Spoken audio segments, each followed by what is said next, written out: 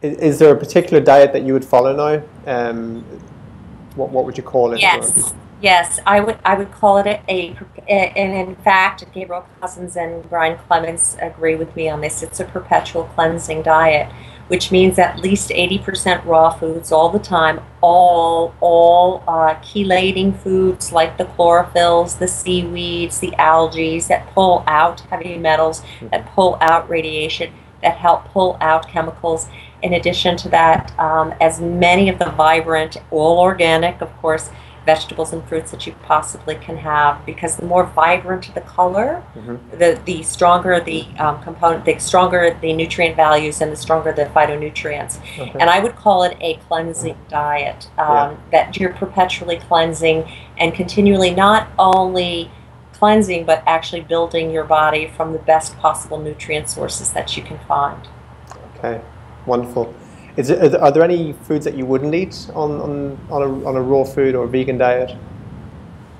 I personally, because of the history of breast cancer after the chronic fatigue and fibromyalgia, which I suspect, by the way, the chronic fatigue and fibromyalgia were precursors to it, and nobody just caught it. Yeah.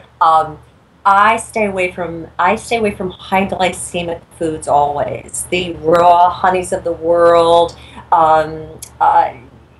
even really great fruit sometimes. Like, for example, right now it's mango season, and while my friends are eating dishes and dishes and dishes of raw fantastic mangoes, I will have one mango a day, if that, because of the high glycemic index. Okay. So basically, look at it as though you were living in the wild, and in the wild you would never ever only eat one food.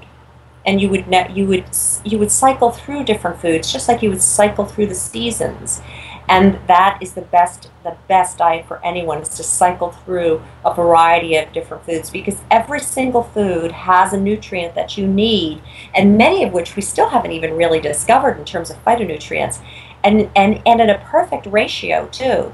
So it's best to really cycle through a wide variety of, again, organic foods from your garden is best, if at all possible. And listen to your body. Your body knows what it needs. What I would stay away from, as I said, would be the sugars, the high glycemics.